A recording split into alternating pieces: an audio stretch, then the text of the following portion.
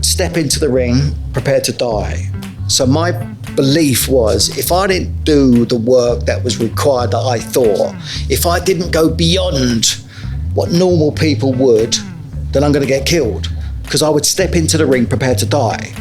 And so then my months leading up to each fight would be, that would be unconsciously driving me in the background. If you don't get up, get off your ass, get out there, you're going to get killed. Welcome to this another episode of Gary Goldsmith and Pints with You. I'm here in my local pub with one of my mates again. Now, this one here is a proper little handful, and if I get his name wrong too many times today, James is going to go right, and he's going to end up decking me. So you're just at a distance. That's good. Yeah. Okay. We'll talk about it. I will come into range. What was that as a defence mechanism, by the way? Oh, it looked like a scared little rabbit. So that's a slightly camp rabbit. Yeah, that's a bad strategy. Okay, so it's going to start already. For those of you. I'm scared to get it wrong. So you should be. Yes. Former world champion boxer, mentor to many, somebody who's actually teaching and coaching business people to be better, absolute legend, a pocket dynamo. I am shitting myself. Welcome, Billy Schwer. 100% so far. Thank you. Before I go into... Oh, yes. So welcome, mate. Thank you. It's brilliant. Great. Okay. And can I ask you a question? You don't spoil my fucking start. You're on just to settle myself in, what is it that wanted you to have me here? Okay, I'll talk about that in a minute. I'm taking control. It's my show. Right. Anyway, right. Cheers. Pints of you. Brilliant. And I will do that. Oh God, you set me a challenge already. Right. So with everybody I'm having, because I know you better than most, I have done you a little lyrical poem. So. This better be, oh my God, he's all over the controls because I've been mumbling all the way through this one. So, in the ring, a force to be reckoned, Billy Schwer's success, was beckoned. With fist of fire on a warrior's heart, he conquers challenges, tearing them apart. Up. Where passion and skills unite, Billy's punches so fast, he is out of sight. In the squared circle, his prowess displayed, a boxer undeterred, never swayed. With grit and determination, he stands tall, taller than Dean. A world champion spirit inspiring us all. A testament to his ability and might, he public speaks. Nearly, go on. I do. Just carry on. Nobody noticed public speaks. He public speaks, and a book he did write. There we go. That was the only thing that I needed to get him here for. A friend to the pirates and leaders alike, his story resonates, the message is right. So let us listen to this boxing great, Billy Schwer, a genuine legend. It's one to celebrate. Whoa, finished it! Brilliant. Beautiful. Can I just say, thank you very much, ChatGPT. Actually, it came to the rescue on that one because there was loads in there that I just couldn't make work. So good work. It is very good work. Well, to answer your question. Yeah, please. Right, but Billy, you're different. So when we've... So I'd like to call you a mate, and thank you very much for making the effort to get out from Yorkshire and 7 hours to get here. So much appreciated, although you have mixed it with a trip to Mum and Dad, so that's all cool. You've spoken at pirate gigs a couple of times. The energy that radiates from you is it's phenomenal. If anyone follows you on LinkedIn, they should. The messages that come out are really proper in your face, but on point. And I love them. And I just thought the fact that you've taken, and obviously I remembered the story that you talked about and how you got into boxing. And basically you were gifted an opportunity, and boy, did you take it. So fought at 2 different weights, did brilliantly. And the business part, the stuff that you're doing now is so cool. And I love the energy that you're putting into it. So you're different. And I think that's what will make this fun. And again, I'm not going to take it too seriously, but we've got a book to plug and we got some coaching to do. So thank you very much for being here today. It's an absolute pleasure. Was that a decent answer, by the way? That'll do. Well, delve into it a little bit more, maybe. As No, we I'm go. asking you questions, right? No, that's good. Good. Dean, let's shall we big up Dean? No, yeah, We Dean. love Dean. We love Dean. To be fair, he needs bigging up. We He's love so Dean. small. We love Dean. We love Dean Kelly. Dean's the reason I'm here. Right, so it starts. Shall we start? So the tales of the unexpected. Yes, high production values. Many things we can talk to you about, but obviously the starting point is your boxing journey, because so many people get into boxing, so few win a championship. So few win national championships, Commonwealth championships, and world championships. The problem is, 4 times of trying to remember lightweights winning. I'm gonna have a go. I'm gonna have a go. Here we go. Lightweight, you won British, Commonwealth, European, and then you moved up to light welter and you won the worlds. Wow. I am a very clever. Wow. Did I get it right? I did not think that was going to happen. No. That's more Did he impressive do than, well? than half of the wins, I think. Did he do well? Look at me. Look He's at on point. I know your father boxed and to an incredibly high level. Yeah. Should we start there? You are starting there. Can we Yeah. talk about your boxing journey to get to the pinnacle of where you did? And then we might go on the journey that subsequently happened and to where you are today. So go on, boxing. What did it mean to you? How did you get into it? What had me become a boxer was probably not what you thinking about it, but so my dad was a boxer, as you mentioned. He was the Irish featherweight champion. He boxed for Ireland. He boxed for England when you could in those days. That's a lot in the 60s. And so boxing was always there for me as a child. I would go into the loft. I remember seeing old black and white pictures of him in the loft. Remember the old horsehair boxing gloves? They were like the old style boxing gloves. No. I just to see them, and it was present, but it wasn't really talked about, discussed, or anything. But what had me become a boxer was I got bullied by my older sisters. So there I am, 5 years of age, in my mum and dad's front room. So Mandy and Lisa. Lisa's 8. I'm 5 years of age. Lisa's 8 and Mandy's 11. I'm rolling around the floor and they're beating me. I'm just kids beating kids. And they used to pin me to the floor. Right, 2 against 1. What'd you do? You get them on the floor. Got one of them sitting on my chest. One's got my arms pinned back and I'm kicking and screaming and fighting. I just couldn't fight them off. And I used to get so upset I would hyperventilate and turn blue. I thought I was like, I thought I was going to die. And it was kind of in that moment, as they were constraining me, and what they used to do, they both had beautiful long blonde hair. So as I'm pinned to the floor, they used to wave their hair in my face. Can you imagine? And they used to sing to me, Billy, don't be a hero, don't be a fool. Remember that one? Yeah. Paper Lace, right? Paper Lace. No, You would know that, would you? No, it's not Paper Lace. It's because they won the Euro.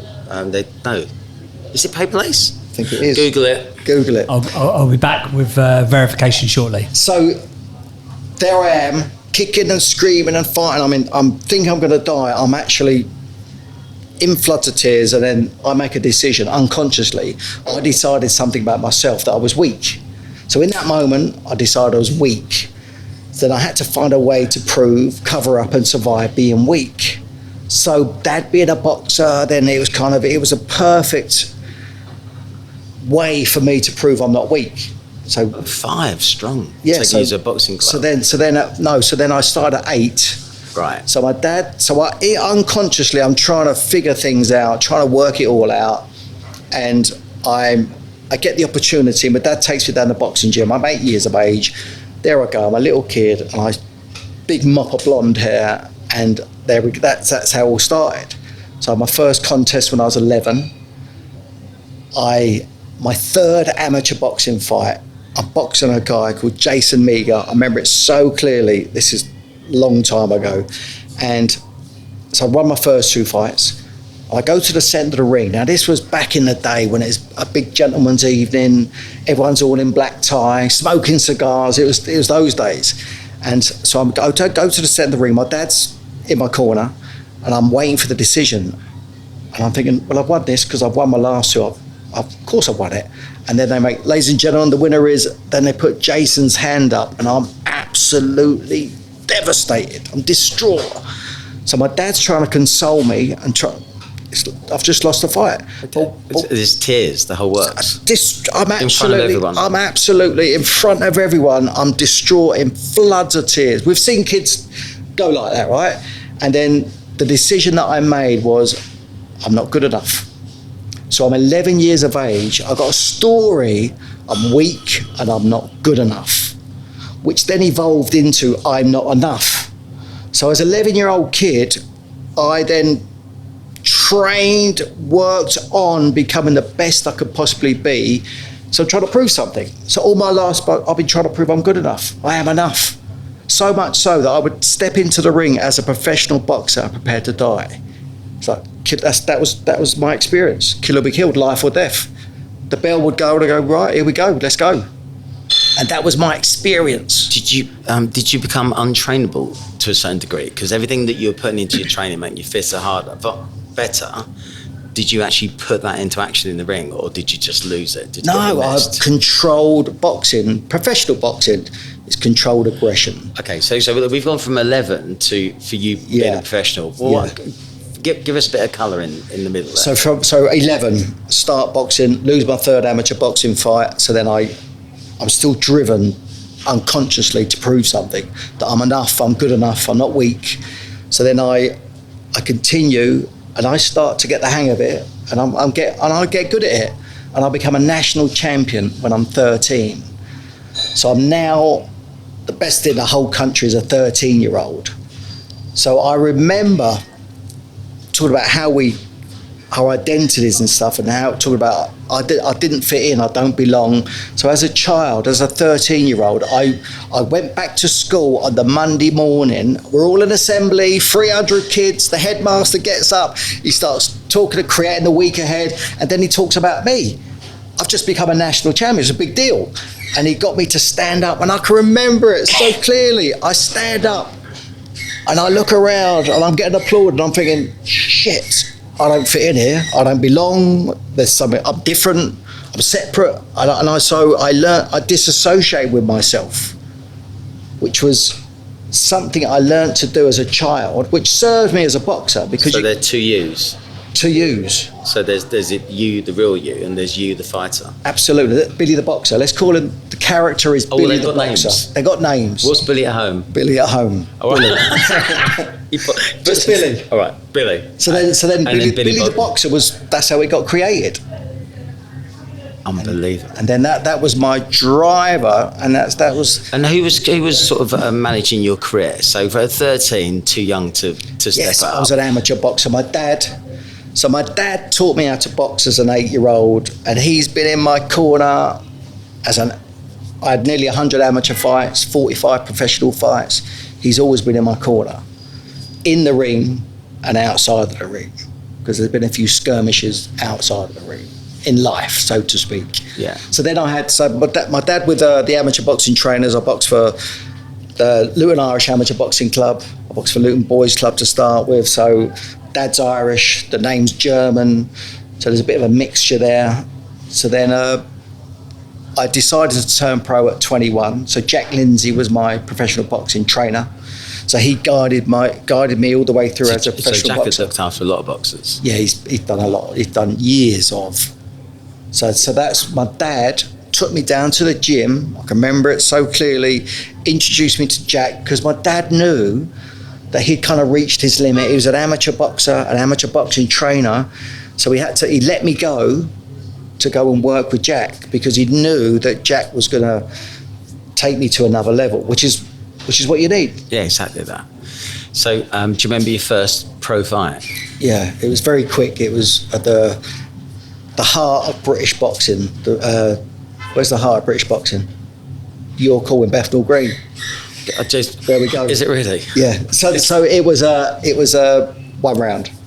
A French guy called Pierre Conan. It was over in a couple of minutes. He shouldn't have been in the ring. So he should have been, but it was my debut, and so my manager was Mickey Duff. So I was a a new kid on the block. So he's bringing me along, nurturing me and working with me. And so you have a debut against. Okay, so the first one was easy peasy. Yeah. How many more before you had one that someone actually punched you and you got proper hurt? Sorry, Billy, can I just jump in? Have you ever had a fight referenced as easy peasy? Just for clarity. Just want to know how many times easy peasy has been referred to in fighting talk. That's a very good observation. I might be out of my depth again. Do you know that? That's a very good observation. But Dean does say that most sports you play, you don't play at boxing. Well done, Dean. Yeah. You don't play at boxing. No, exactly that. All right, so we'll leave the easy peasy references alone. We'll leave them alone. But so do you remember the first time you got proper hit and thought, I was getting proper hit all of the time. So as a pro, I had 17 very, very quick fights, succession, one after the other in about 18 months, and I fought for the British and Commonwealth title, the Royal Albert Hall. That was a tough fight. But before that, there were fights that, because they're guiding you along. So you'd first of all, you'd start off doing 6 rounds. But in my day, you'd do 6 rounds. But none of my fights went the distance. So eventually you do the distance. You get somebody who can take you the distance. So as a manager, that's what they're looking to do. They're looking to nurture you, build you along. So was it an option to do the amateur thing and look at the Olympics? It was, but as an amateur, so the Olympics are every 4 years. So as an amateur, you've got to fit your window. There's a little bit of a window, and amateur sport. There's a lot of stuff going on in the background, a lot of political stuff, and so at the time because there's the Commonwealth Games, right? So the Commonwealth Games are every 2. It's like there's windows of opportunity, and I didn't get them. So I decided not to hang around for the next Olympic possibility of an opportunity. So rather than do that, I decided to turn pro. And tell me about the pro career, because like 17, was that 17 and 17 no?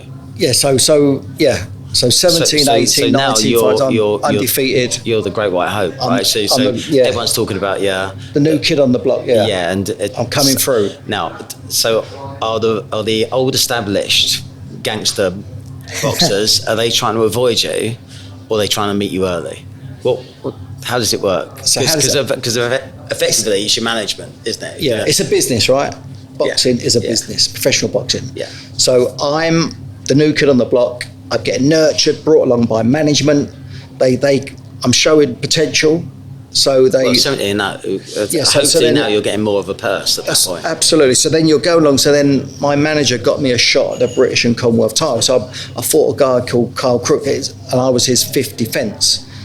So he defended it successful 4 times. Great fighter, champion, and then I'm the new kid on the block. And okay, that's got to be a proper fight. That was amazing. Yeah, and it was back in the day. Remember Sports Night? Would you remember Sports Night? Harry Carpenter. Yes, I do. Do you remember that? I do remember Harry. He has got a clue. He can't remember what he had for breakfast. He's too young. We're too old, aren't we? Yeah. Getting old. How old are you? 54. Oh, yeah, me too. 58. Horrible, isn't it? No, it's great. Yeah. The best is yet to come. I don't know. Do you reckon? Yeah, I don't know. We should talk about that. We should talk about that. I'm desperate to be that really grumpy old man who doesn't give the balls back and actually just like slags off kids and hits people with a stick. I'm really looking forward to that bit. But apart from that, it's all rubbish. Bits start falling off. Right, so tell us about this fight. So you're in the ring. Where are you? It's Royal Albert Hall. Top of the bill. Kid from Luton, 23. Man, it's 23. You've done 17 fights. And you're 23. Yeah, so I'm walking into the arena. Luton is there in full blast. What's your walk-on music? I would have soulful house music. So I wouldn't have the same tune. A mate of mine was a DJ Aston. We would come up with a tune. How's he come up with that name? No. DJ Aston. Is his name Aston? Is he from Luton? He's not from Luton, no. Okay. But that is his name. Yes. So I just love soulful house music. So we'd come out to various different tunes. Me too. And that was just an experience which will stay with me forever. And how many rounds did that take? He finished 8 rounds. It went 8 rounds. They didn't come out for the 9th or the 10th. I think it's the 9th.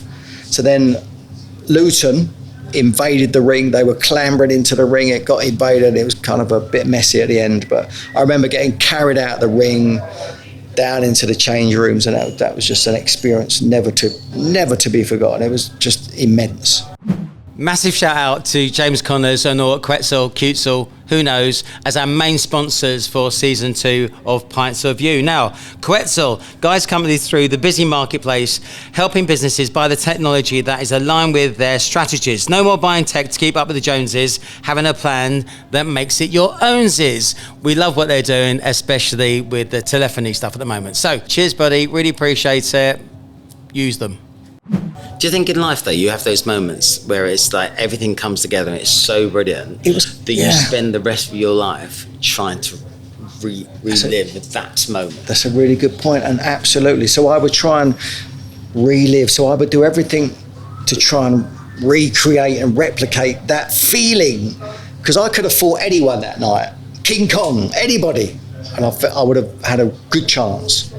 And you're right. It's like trying to, and it don't happen, does it? So, and what happened then? So at that moment, everything triggers. Yeah. Now, you know, you've got titles. Yeah. You've got belts. Yeah. You're a gangster. Here we go. Here we go. Here we go. Did the money change? Did the fights change? The money changed. Did the management change? No, the management stayed the same. Traders stayed the same. Everything stayed the same. I kept it as it I believe was the right way to do things. And so then I had my first defence, which I lost. So I got cut. I think I had 2 cuts. I was wondering where you're going with that. So thank God you said cut. So I got stopped. So I lost my championship on my first defence. So then it was like the roller coaster ride of being a professional boxer. That here we go. So then lost my first defence. And why do you think you lost that one? I got cut. So the referee, they stop fights if you got cuts. Because bleeding, if it goes into your eyes, you can't see. Are you prone to a cut? I've had a few, yeah. Okay. I know those cut days, they're less easy peasy because you can't see now. Yeah. Just blood, yeah. It's not blood. easy peasy. We like a bit of blood. Banter from your own crew. So I'm just thinking, but you hadn't been cut before to that degree, so it was just out of the blue. That's it. Didn't know. So that was that. So recover from that. Then it's okay. Here we go. The dream's still alive. Okay. Good management. They got me a rematch, which I then won on points. A 12-round tough fight. Tough fight. That wasn't easy peasy. That one. And where's your head at this point? Thinking, I've lost it once. Well, you're driven by the dream to be a champion. But underneath all of that, remember, I'm trying to prove something. I'm enough, I'm good enough, I'm not weak, and I want to be a champion. So that was the driver. So from all the defeats, the setbacks, the disappointments, the future is what's driving that behaviour, the performance, the get up and go, to keep going in the face of defeat. Okay. And where was so why did you have to change weights to go for Worlds? So that was later. So most of my career, 10 years, let's say, I was a lightweight. So I've been making 9 stone 9 for over a decade. So as you're developing as a man, so I'm a kid at 21, I'm a kid. So then as I reach 25, 26, you start to develop as a man. So you put muscle on, so making the weight becomes more difficult. Yeah. So you're getting bigger and stronger, you're developing. You get your man strength. And with that comes added weight. So you're trying to get yourself down to weight, which is very, very difficult. You tell me about it. What on my exhibit A? Unbelievable. Here's one that didn't work. It's a work in progress. Yes, well, it always is. Yeah, it's 58 years worth of. Okay, so the weight was hard. Yeah. Getting the weight. And I'm guessing if you're trying to maintain that weight that often, you are going to lose a little bit of power or a bit of speed. It's dangerous. My last fight as a lightweight was for a World Championships. And I can remember what we do as fighters, we diet ourselves down, but then we go into the sauna, try and get the last bit of fluid off. And I remember that fight. It's dangerous because you're dehydrated going into a fight. Well, your organs are taking a battering at that point. But the thing about it is that's where the brain damage happens for us, the lighter weight guys. So if you think you're dehydrating yourself, there's no room. And your brain is encased with fluid, And when that's not, that's when damage is going to happen. And that's what happens to a lot of the lighter guys. Right. They get more brain damaged. So that's a concern. So that particular fight, I managed to make the weight. I had a real tough 12-round fight, and I lost on points on a split decision. So it could have went either way, and it was voted contest of the year with a guy called Colin Dunn. It was a great fight. So lost that, and then it was a case of, right, okay, I need to move up a weight. And it was an opportunity because that was over, the fight's done, right, where do I go from here? So that was my third attempt at the World Championship. So it's like, okay, right, I can't make that weight anymore, it's just dangerous. Yeah. And a friend of mine, I know a guy's been killed in the ring, I know guys have been brain damaged, and it's a real consequence of, it's dangerous, you get hurt. Yeah. And boxing is the hurt business. Like as Dean says, you don't play boxing. No. And the thing about boxing is the intention. You go into the ring to cause bodily damage, and that's like so different to any other sport. That's your intention, and that's hard to live with that. It's really hard. It's hard, to be that way continuously, and you're living that life because it's not really who I am, and it is who I am. There's parts of me that is that way. That's Billy the boxer. But then Billy over here is not that at all. No.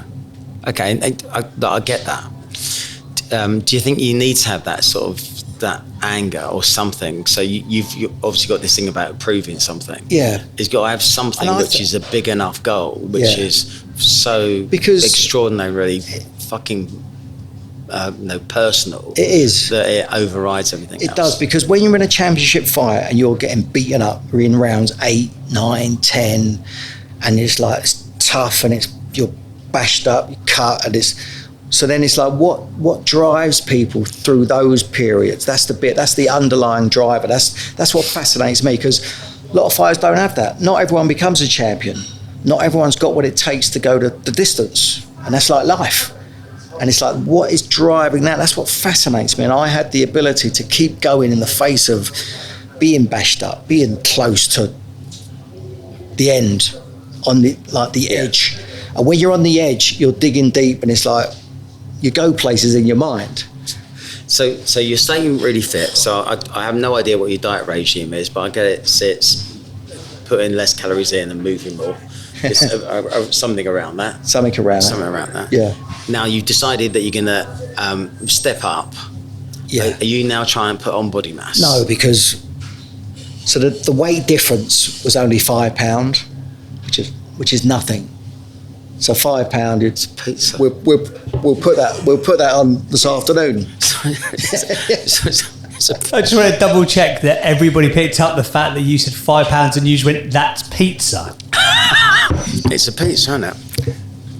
So it ain't a lot. So there wasn't much leeway in there, because I was that anyway. So when they call it, you have a walking around weight.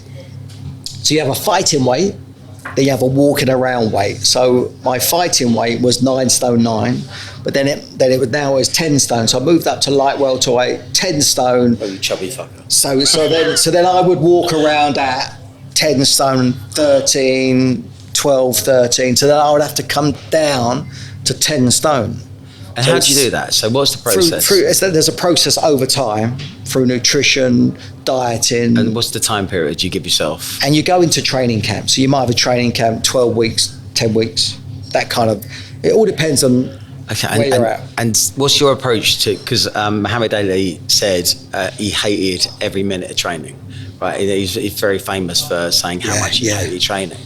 What's your approach to, now, and you see it with footballers when they have warm-up before the season starts, and how much they hate having to get back it's brutal. into it. It's brutal. But do you love it? Or because there's a bit about me that would suggest that you absolutely love it. So the thing what I loved, or I didn't love it, what had me go running in the rain, the sleet, the snow at 5 o'clock in the morning was your missus. Was get out there, son, get amongst it. Apart from that, it was, I would step into the ring prepared to die.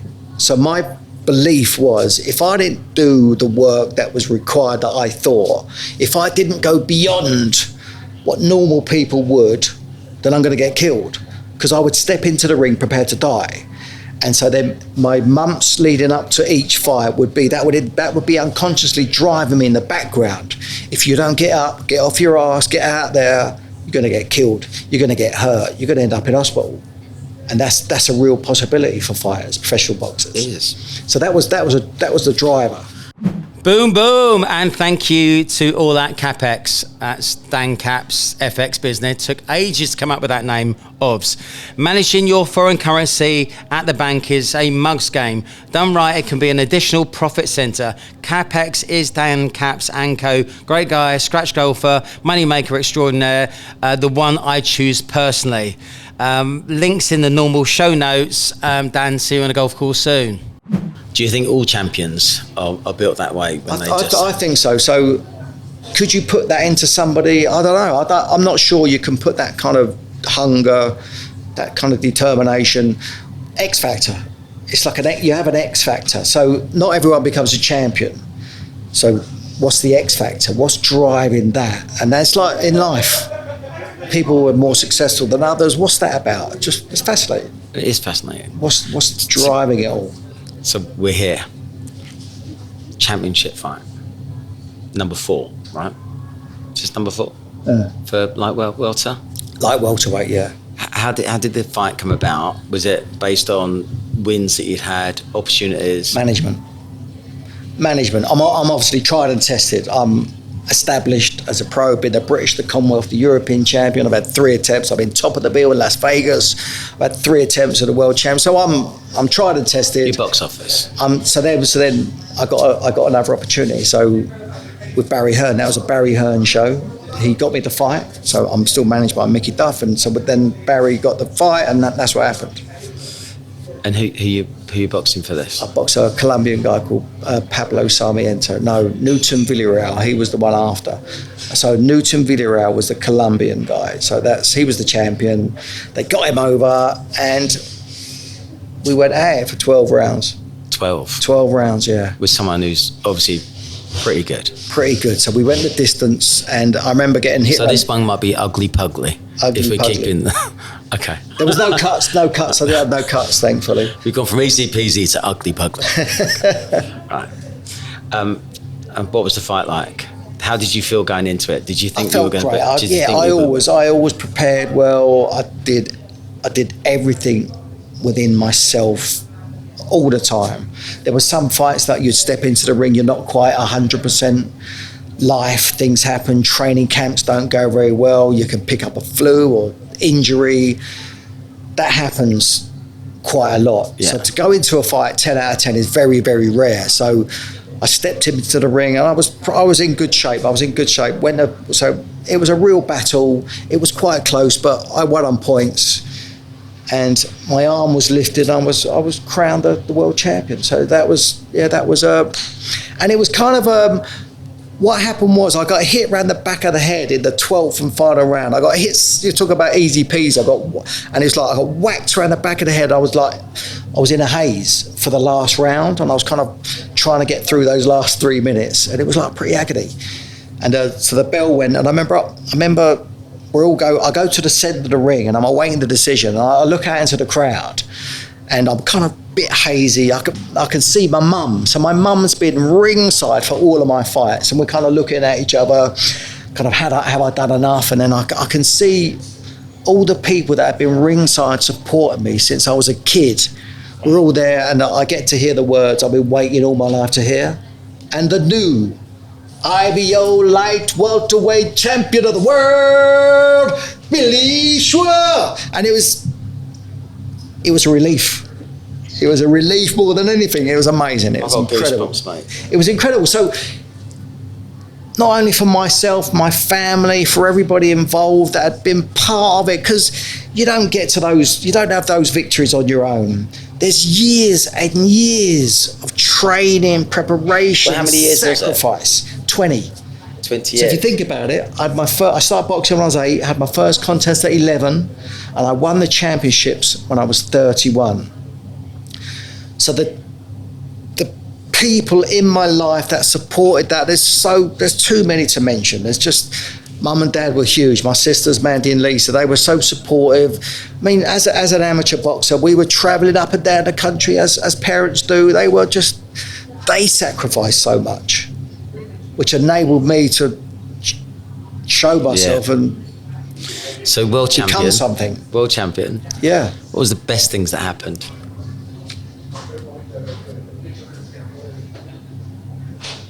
Always thinking it's gonna be a good one. It was an accomplishment. It was a relief in taking 20 years to get this thing that I was in pursuit of. So when I look back upon reflection, the work that I put into, you can't imagine the life that I led and what I did to achieve those things. It's incredible. And it's a credential that no one can take from you. Yeah, so I'm living off the back of it now still. And it's a credential. And it's Gordon, I was trying to get more personal. You bought a Capri. Bought a Capri. What was the best things about it? Just the things that you just enjoyed. I took all your mates out to, No, what it was. Bisham Abbey. So the thing was, I won the contest, and I ended up in hospital.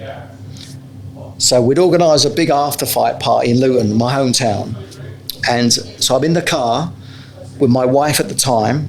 And Mum and Dad are in the car behind, so we're all on our way to the party. We're going to go and celebrate, and I don't feel right, and I'm a bit hazy, and I start to feel sick. So I go pull the car over. I got to get out. I need to be sick. So we pulled the car over. I got out, and I was violently sick. So the alarm bells rang. So we was in Luton, back in Luton. And we got our local hospital, the Luton and Dunstable Hospital. I've been in there a few times. So we went straight to hospital, missed the party. Everyone got pissed without me. Everyone's going, where's Billy, where's Billy? And I'm in hospital. And I'm lying on the hospital trolley, awaiting a brain scan. And concussion. We're all there, my family's there. And it's like, it didn't quite just go the way that you would expect it. You go, right, you go and have a party and celebrate. But I spent 2 days in hospital. What was that? Concussion. But to be fair, you've just gone toe-to-toe with a former world champion. Yeah, right? 12 rounds. Yeah, so 12 3-minute rounds, and you're, yeah. So it's never going to be, no, we're going off for a Pizza Express. Yeah. Sorry, but that was a lively shandy. That's brilliant. But did you treat yourself to anything? It's the third time of asking. No. You can say no, you didn't. No. Oh, not at that point. So, because what it was at that point was, I went on holiday. I treated myself to a holiday. There we go. So there we go. Yeah. So come out of hospital. I'm the champion. Go on holiday. Come back, and I get back to work. Training again. Because here's the thing. So I'd won the title. So now my thinking was, from a business perspective, I've got to make it pay. But it's a short shelf life. I've got to make it pay. So I've got to get back to work, make it pay. So then organised my next fight only 3 months later. So I went on holiday, come back, got back to work. And as I was in preparation for my first defence of the title, I remember sparring. I remember getting it punched in the head, and it just didn't feel right. I thought, this ain't right. There's something wrong here. I didn't tell anyone. So me being me, didn't tell anyone, kept it quiet, and then I had my fight. So I went ahead with the fight, and it went 11 rounds, and I got knocked out. So then in my first defence, my dream just been shattered. So I was, upon reflection, it's so easy. I didn't know how to ask for help. I didn't know how to do that. I was just reckless. So then but this time, so I get knocked out, lose my title, I end up back in hospital. But this time I travel in style. I get taken out of the ring on a stretcher, put in the back of an ambulance, and we go to the Royal Free Hospital in London. Sirens are blaring, we're dodging the traffic. I was conscious, but I was uncertain of my future, but I was frightened. And it was in that moment, on going to my second trip to hospital, I kind of realised that this is it. 20 years being this hit. Is it. Yeah. Hitting and being hit. That's a very long time. That's a bigger shelf window than most people get these days. And it was. And you probably have had more fights because of that generation than they would have in this generation. Yeah, as an amateur, I had nearly 100 fights. We was fighting regular. it's amazing that you actually still just, compass. It's, it realistic. I'm very grateful. Yeah, you've been hit a lot. I'm grateful because I know a lot of fires who are not. And when did you make the decision then, just to say, hang up? It was kind of in the back of the ambulance. I kind of realised that I knew kind of in that moment, my life as I know it is over.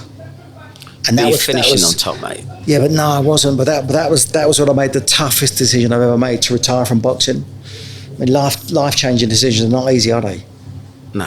But the thing about it was, you said I've finished at the top, but it wasn't. No, I didn't feel that way. I felt like a failure because I'd lost my title on my first defence, and it wasn't the right world title. I wanted to win another one. I didn't make enough money from it. It's only my first defence. It was I felt like a failure, and that was really hard to be with. I know it sounds ridiculous. Wait, yeah, because you ticked the box. Yeah, but not this box for myself. There's a lot of people, if you think about billionaires, right, when's enough? And when they stop, they just feel pointless and they've actually just lost their purpose. So I was in pursuit of the world championship thinking it was the thing, and that was going to be it, but it wasn't. So I didn't have a goal beyond the goal. Did you have a plan B? No. There was no plan B. This was it. Tell us about your management at that point. So, did you have an epiphany? Did you say, I'm stopping?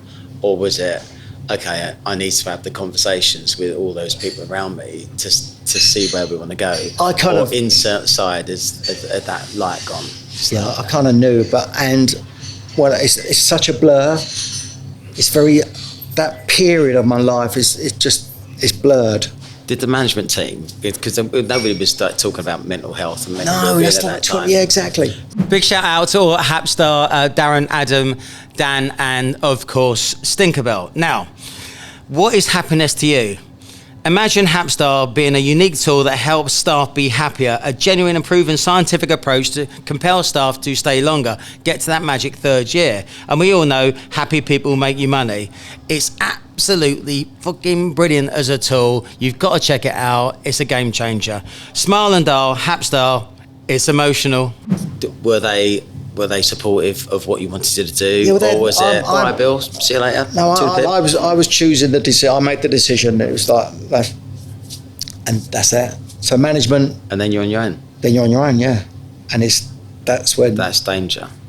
That's when the challenge. Loneliness and not having the purpose rips from you. Well, so I went for an identity crisis. So I've been Billy the Boxer for all these years, and now then I'm Billy.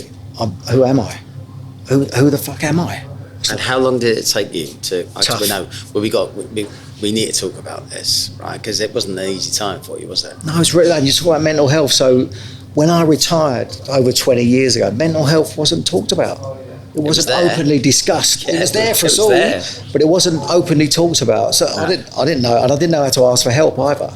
I just went through this period. I was just lost, suffering. I was in pain. I really struggled. Really struggled. Those 2 years, the first 2 years of my retirement, the worst 2 years of my life. Painful, really painful. What were you doing? Did you have a routine? Did you have anything to rely on? Drugs, sex, rock and roll. Did all of that to escape being Billy, because I wanted to be Billy the Boxer. I thought about coming back every week. I thought, should I come back and have another go? I knew in my heart that it wasn't going to be any easier or better than it had been. I had 2 trips to hospital. You got to give it a rest. But I suffered. I struggled. I didn't know what. I pursued so many different things. Such as I was going to be a movie star. Right? I did 3 films. If you ever need evidence that there's a worse actor out there than Vinnie Jones, go and rent the Mean Machine. Don't buy it. Vinny was in the film, so Vinny was the lead in the film. I saw it a couple of weeks ago. Yeah, well, I'm in there in the background. So I did a few films. I was going to pursue that as a career, but that wasn't it for me. I was going to open a wine bar, restaurant. I pursued that. That wasn't it. I was going to. I can't raise your film star because that is so much better than me. But I was going to open the world's biggest wind farm. I did that. Restaurant, hotel. Oh yeah, no, I'm shit at all of them. sportswear range, nutritional supplement business. Just trying to do something to keep busy. And I was going to be a boat skipper. But this is what I did for myself. What did I buy myself? I bought myself a beautiful trip to the Maldives, the Four Seasons, in a suite. So I'm in the Maldives, living it large during that time, and I'm sitting there and having a drink and having a beer, and they've got their own yacht. I've got their own yacht, and I think to myself, maybe that'd be a great job, wouldn't it? And I kind of set the seed of, I'm going to go and be a boat skipper. So I go home. The yacht masters. Yeah. So that was it. So I got home. I thought, I had this vision of driving these big yachts around the south of France and the Bahamas. That's my vision, right? So I find somebody, and he starts to teach me how to drive boats. So I'm on the Norfolk Broads on these little boats and parking them That's up. hardly Saint-Tropez, mate. That's a big come down. So then he takes me on the North. So I'm on the North Sea in this rusty old bucket of a boat, pissing down the rain. He's trying to get me to read maps, and I'm throwing up over the side, and I'm thinking, this ain't it, is it? this ain't it either. I was going to get a job in the city. I pursued that. I had to go spread betting. I was going to be a trader. I pursued that. That wasn't it either. I was going to be a yoga teacher, not bend enough. I tried loads of things. Builder. I'm a carpenter by trade. I did an apprenticeship as a carpenter, so I was going to go back do that. I did do a bit of that, and I pursued that. Oh, that's funny. But everything I left me feeling. Do you know, that's actually, I think it should be said, but I think it's quite funny. What haven't you done? yeah, I've had a go. But all those things left me feeling with, this ain't it. So how long did it take you till you found something that you wanted to do? So retired at 31, 2 years, really suffered. Then I went and did a program called the Landmark Forum. So that was the catalyst for me. So the Landmark Forum is a training, and you sit in a room for 3 days, and it's ontology, which is the study of the art and science of being. So I was in enough pain. A friend of mine talked to me about it a couple of years previous, and I ended up in the room, 150 people. I'm sitting there. I'm sitting on the end of it. I can see the door. I'm thinking, right, I've got my exit strategy. And the Australian guy comes out, and he's just banging on about what it is to be a human being. I'm sitting there, I'm thinking, fucking hell, what the fuck's this? And 3 days of that, I walked out the building never to be the same ever again. So my transformation started then. And my future started to occur different. So I got responsible because I was suffering, and I was a victim. I was being a victim. I was playing the victim card. I was a victim of my situation, my circumstances. It shouldn't be this way. I'm at fault. Something's wrong. Everyone's to blame. So that's why I couldn't be with that. That's why I went and did the drug, sex, rock and roll escapism thing. But that didn't work either. The hangovers, I just suffer with hangovers. They were painful. So you've had this moment with this Aussie. So so that's when I started to wake up, and that's 20 years ago. So from then, I went, oh, there's something else here. So I've had sports psychology. I've been a world champion. I've done all of that side of things, but I haven't really looked at life and who we are and who I am. I've been Billy the boxer. So then I started to discover who Billy was. And I went on a transformational journey, and it wasn't pretty. It wasn't pretty. I confronted myself, and it was painful. And I went through that period. I've done 20. I'm constantly doing the work. So now you're Billy the business coach. When did the book come? So the book came 4 or 5 years ago, because the title of the book, Man Up, which is not politically correct. It's a bit controversial. That's right. But I was a man down. So that's why I called it Man Up. Yeah.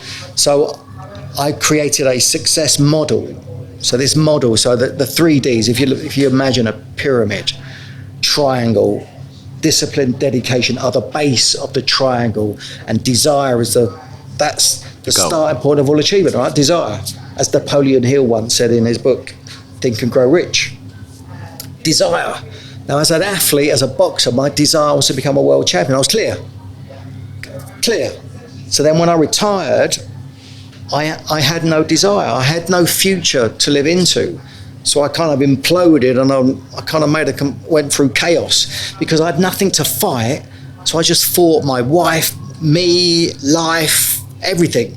So I kind of imploded. So then I got caught up in what I call the negative 3D cycle. Again, an inverted triangle, and on the base of that is doubt, distraction, and at the bottom is disappointment. So I went through self-doubt. Who am I? And I really doubted I'd be that good at anything ever again.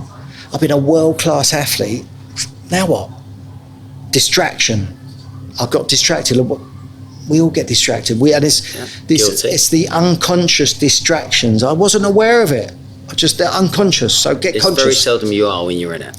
Exactly. So I ultimately ended up in disappointment. So I went through disappointment, depression, mental breakdown, suicidal thoughts. Bang! I hit rock bottom. So hitting rock bottom was the catalyst for me to wake up. So I woke up. I just woke up.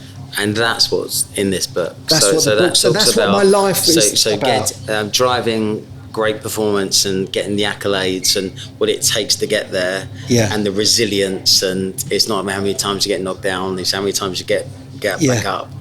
And then everyone goes through that trough of who am I? What's it all about? Where am I going with this? But, I might have loads of noughts in the bank, but so what? And then it's about going again to reinvent yourself, which you have done spectacularly well. It's the reinvention, recreation of ourselves. And so as a middle-aged man, so I had a midlife crisis very early. So I got it out of the way. So I was early 30s. Only the one. Going through my crisis. Plenty of time for another one, mate. Yes, I'm in it. And so I experienced all of that quite early. And then I've been at work. And that's what... Now, I've got into coaching and therapy. I'm in therapy. I'm training to be a therapist. I'm a coach, performance coach. And that's the world that I frequent every day. I'm in it every day. And it's for my own sanity to start. Well, I was going to ask, did you write the book as something cathartic for you to just express it? Or did you write it thinking, actually, this is something that people need to know because actually I can help them? Yeah. Because we're all on a very similar journey. So it started out as cathartic, and the journey that I've been on for the last 20 years is for myself and for my own sanity. And looking after number one. So I've got to look after myself such that I can serve others. So then it's... Put your own oxygen mask on first. That's it. So I'm self-care. Yeah. That's very, very high on my values. Looking after self, fitness, health, well-being. That world I'm very big into that. For my own benefit. So then serving others, and life's very different because as Billy the Boxer, it was all about me. Me. I was selfish, I was inconsiderate, I was always right, I was domineering, rah. That's who I thought I had to be a champion in the ring. So then coming out of the ring, being that way still, just didn't work. Ask my ex-wife.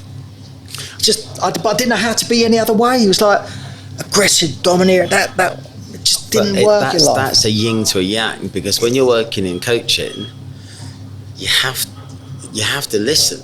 You have to let them figure it out. Yeah. Because I'm 10 years as an advisor. First couple, I was absolutely dog shit because I kept saying, "You're shit. That shit. Just do this." Yeah. It's like, and nobody wants to go on that journey because that's just painful. But if it's the way that you can just say, if you were to try this, do you think it might make a difference? Could you do it? Is a different way of getting the same result. So learning the language, right? Language, right? So I'm coming from a fighter's language. Yeah. And listening, I don't know how to listen. I've never listened because I'm always right. I'm always right, domineering. It's all about me. So that journey of self-discovery for myself has been massive. So tell me about the new business. So you're getting groups of people together, collective, typically blokes, talking about mental health, managing their businesses better. Effectively, what are you conducting conversations over 12 rounds? Yeah, so the book's 12 rounds. So it's a championship fight. It's like a training camp. So I do that 1-to-1 with individuals, or we do groups. And the groups, are just transformational. You got a group dynamic, so you got everyone supporting one another. So it's a very closed network that we're in. So you have to kind of get through me to be allowed to come into it. It's a bit of an application process because you got to be ready for it. And I've had people who have bowed out. I've had people not go the full distance. They've pulled out very early in the championship, which is their life. They bail out because they're not willing. It's confronting. So I'm going to confront you, but coming from a place of contribution and love. So I want to love you such that you can flourish and succeed and be the greatest person that you want to be. And if you don't, I punch your face in. And that comes next. That comes next. And so it's like my own transformation is what I'm sharing, and that's what's the book, the model. It's about a model, and I'm transforming inside of their transformation as well. I love it. So I love it. You're joyful.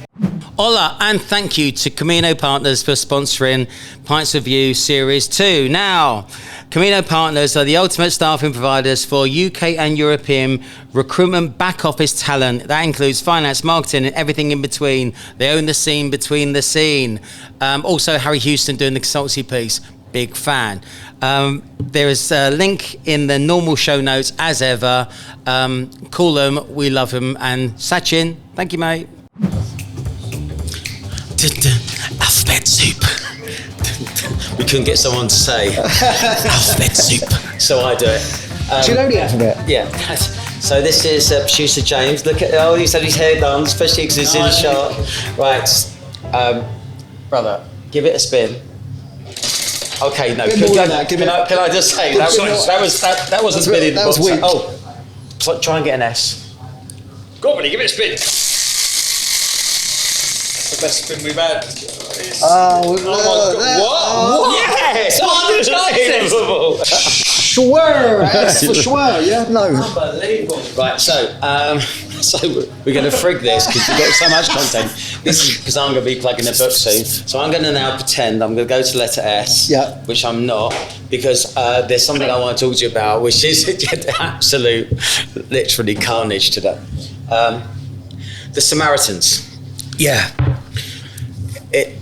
I had no idea that you're a Samaritan.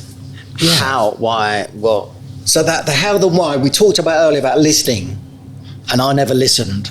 So Okay, you must be shit as a Samaritan. So that's my thing, right? So whatever I'm shit at, I'm going to go and have a look at and find out and discover how to be good at it.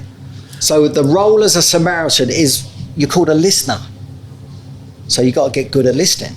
Nice. So I'm kind of 2 years into the journey. So it's during lockdown, I did all the training, and I'm 2 years into it. And honestly, it's such a humbling experience to be on the phone with people in crisis. So you train yourself to listen, and you're not coaching, you're not guided, you're not telling them what to do, you're just holding the space, being with them, and you're questioning, you're probing, you're pushing them such that, because I know where I want to take them. I want to take them from where they are, like in distress, and I want to get them leaving the call in a better place. And it's like art. It's beautiful. When you get it right, you take somebody from there to there. It's just gorgeous. It's just so, it's like poetry. It's like art.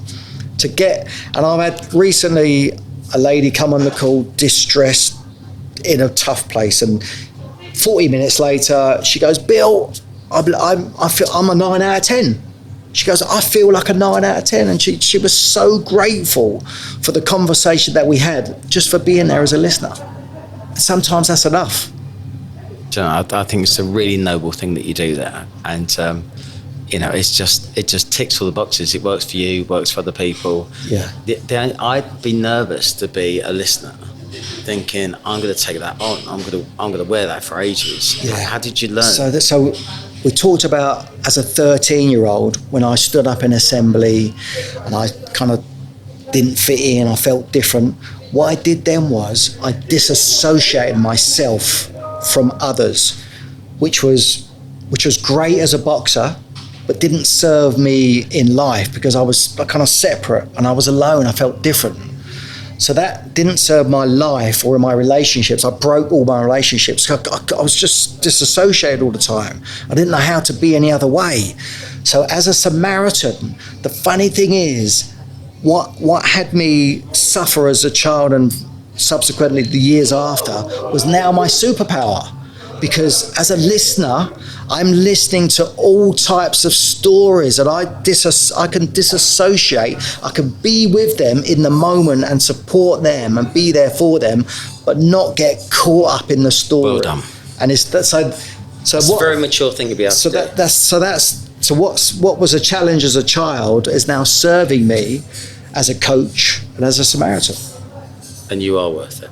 We love Gary's World because it pays the bills.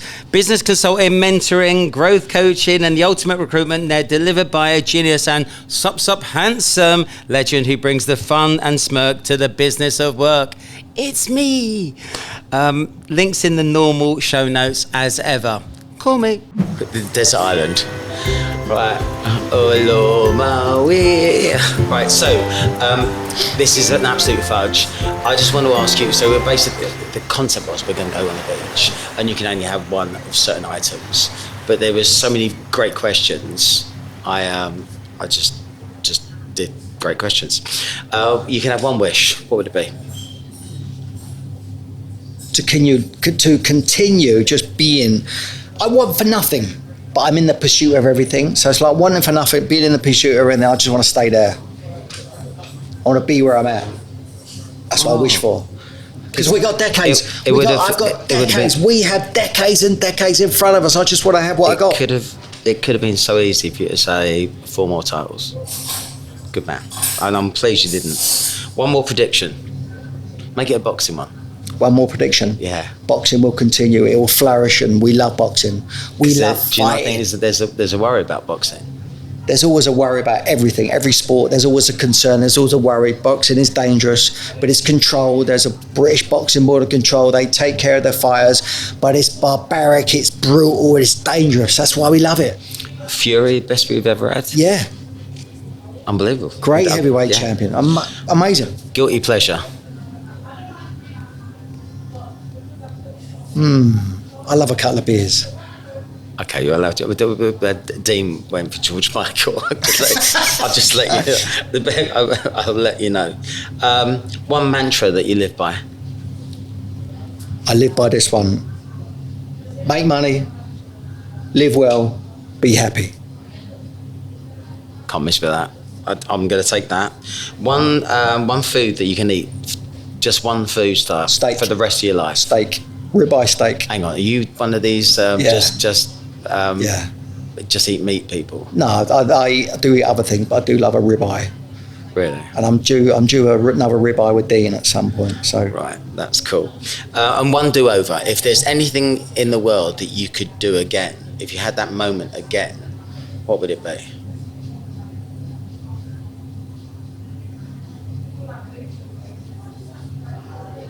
I'm complete with the past. There's nothing I would redo again. Because it all served where I'm at now, and I'm happier, more fulfilled and satisfied than I've ever been. So I don't want to change anything. You're like a little Buddha. That's what you are. That's what you are. What have we got next? Advice to 18-year-old self. Yeah, go on. I'm just going to say, just do it as you did it. We're going back in time. I'm racing through this, by the way, because we've got so much content from the first bit. I desperately don't want to take any of it out. It was so good. You're back in time. You're whispering in the ear of Billy or Billy the boxer, and you're going to give him some advice at the age of 18. Be patient. So where would you have slowed down? To being patient in the pursuit of this thing that impatient. No, be patient. Oh. Be patient, because I was impatient. I was in a hurry, so I had that first defense of my title too soon. I should have been more patient. I should have said, this ain't right. Let's just hang on a minute. Let's hold on, have a bit of patience. Then who knows what would have happened. So that's a moment in time that I should have had patience. I love that. Are we there? We're there. Yeah, done. Brilliant. So we're not doing emergency questions because you've given us this. There is no emergency. There is no. Yes. How many kids you got? 1. Brilliant. So I can't even ask that. It's my favourite. Which is your best child? Emergency questions are not needed. We're not needed. It's an absolute pleasure. I thank you very much for getting up so early and coming all the way from Yorkshire. Send my best to your parents. Thank you for being down. Good luck with all you're doing. Thank you. I really urge people to read the book because I have, and it is an absolute cracker in there. And the honesty of it is great. And there'll be a link in the show notes. They can get it for free. They can get it for free. Go and get it for free. Everyone can afford that, and you Yes. can't. Literally, you can't turn that down. Billy, thank you, mate, and I do appreciate you've done Thank you. everything, not me. I always offer my guests that I have the opportunity to have the last word, so I'm going to shut up and give you the last word.